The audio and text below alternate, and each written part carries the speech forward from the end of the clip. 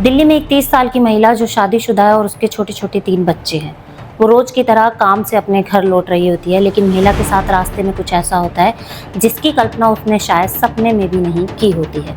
महिला के साथ रानीबाग और नांगलो इलाके के बीच चलती हुई एक प्राइवेट स्लीपर बस के अंदर लगभग 2 घंटे तक गैंग रेप किया जाता है। ये घटना 11 मई की रात की बताई जा रही है। महिला सरस्वती बिहार इलाके के पास जो बस स्टॉप है वहीं उतरती है और बस के पास खड़े एक व्यक्ति से समय पूछती है और इसी दौरान उसे जबरन बस के अंदर खींच लिया जाता है।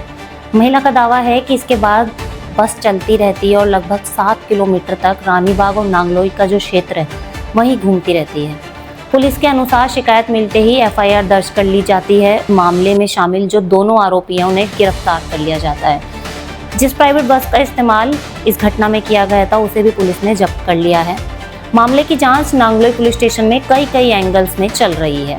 कई लोग इस मामले की तुलना निर्भया केस से भी कर रहे हैं और एक बार फिर दिल्ली की कानून व्यवस्था पर गंभीर सवाल उठा रहे हैं। देखा जाए तो कहीं ना कहीं कड़े कानूनों की कमी के कारण ही ऐसी घटनाएं लगातार बढ़ रही हैं।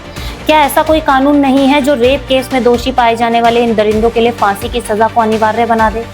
क्योंकि हकीकत यह है कि हम अक्सर देखते हैं दोषी 7 से 10 साल की सजा काटता है और बाहर आ जाता है या कई बार बेल पर रिहा हो जाता है। तो क्या आपको नहीं लगता समाज के लिए जरूरी है कि अब कानून को इतना सख्त बनाया जाए कि रेप जैसे जघन्य अपराध में फांसी ही एकमात्र सजा हो? क्योंकि जब तक सजा का डर नहीं होगा तब तक ऐसे अपराध रुकेंगे कैसे? क्योंकि अपराधी ये सोचकर चलता है कि वो कुछ साल जेल काटेगा और फिर बाहर आ जाएगा और किसी की जिंदगी बर्बाद करने की उसे कोई बड़ी कीमत नहीं चुकानी पड़ेगी। और इसी बीच हर दिन हजारों महिलाओं की जिंदगी बर्बाद हो रही है। राजगोपाल सिंह का ये शेर भी शायद यही कहना चाहता है। आज भी आदम की बेटी हंटरों की जद में है, हर गिलहरी के बदन पर धारियां होंगी जरूर। सांसदों को आखिर किसने रोका है कानून पास करने से? कानून बनाना ही तो उनकी जिम्मेदारी है, क्योंकि कानून जो लोकसभा और राज्यसभा में पास हो जाए वही देश का कानून बन जाता है।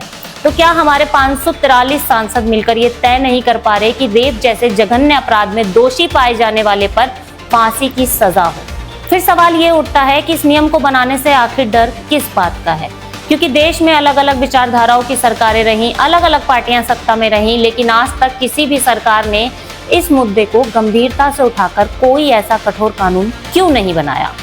लेकिन अगर बात सैलरी बढ़ाने की हो तो कानून तुरंत पास हो जाते हैं, राजनीतिक फायदे से जुड़े कोई फैसले हो तो तेजी से हो जाते हैं, लेकिन जनता के पक्ष में कोई कानून पास क्यों नहीं होता?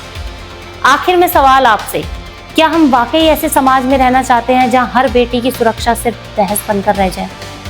कमेंट बॉक्स में बताइएगा।